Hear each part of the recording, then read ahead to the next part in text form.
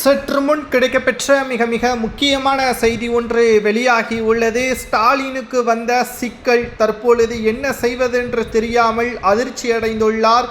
ஜெர்மனியிலிருந்து தமிழகத்திற்கு வந்த ஸ்டாலின் அவர்கள் தற்பொழுது தமிழகத்தில் சட்ட ஒழுங்கு மிக மோசமாக இருப்பதாகவும் 2026 சட்டசபை தேர்தலில் திமுக வெற்றியடையாது என்ற கருத்து கணிப்புகளும் வெளியாகி இருப்பதன் காரணமாக என்ன செய்வதென்று தெரியாமல் அதிர்ச்சியில் இருக்கிறார் ஸ்டாலின் அவர்கள். தற்பொழுது ஸ்டாலின் அவர்களுக்கு வந்த சிக்கல் என்னவென்றால், உதயநிதி அவர்களை முதல்வராக வரவைக்க வேண்டும் என்பதுதான் ஸ்டாலின் அவர்களது நோக்கம் என்பது மக்களிடம் தெரியப்படுத்தப்பட்டுள்ளது.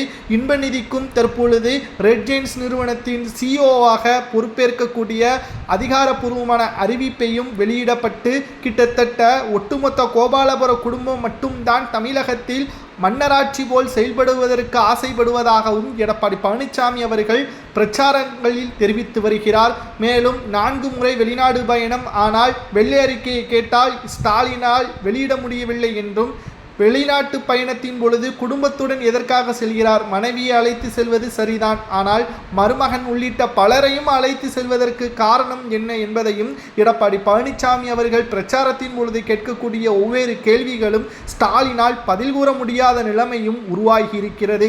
இதனால் 2026 சட்டசபை தேர்தலில் திமுக 2வது முறை வெற்றியடையுமா என்று கேட்டால் நிச்சயமாக கிடையாது என்ற கருத்து கணிப்பு தான் வெளியாகி இருக்கிறது.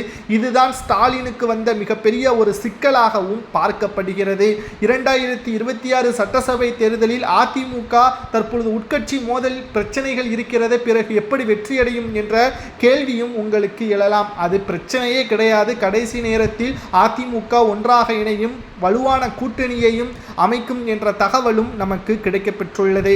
மேலும் திமுகவில் இருக்கக்கூடிய மிக முக்கியமான கூட்டணி கட்சிகளும் தொகுதி பிரச்சனையின் பொழுது கூட்டணியிலிருந்து விலகக்கூடிய வாய்ப்பும் உருவாகும் என்ற தகவலும் தற்பொழுது நமக்கு கிடைக்கப்பெற்றுள்ளது.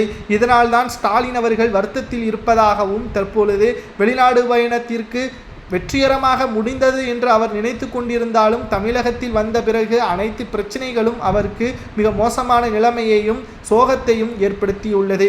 ஸ்டாலினுக்கு வந்த சிக்கலை தற்பொழுது உதயநிதி அவர்கள் தீர்த்து வைக்க வேண்டும் என்ற முழு பொறுப்பு அவரிடம் இருப்பதாகவும்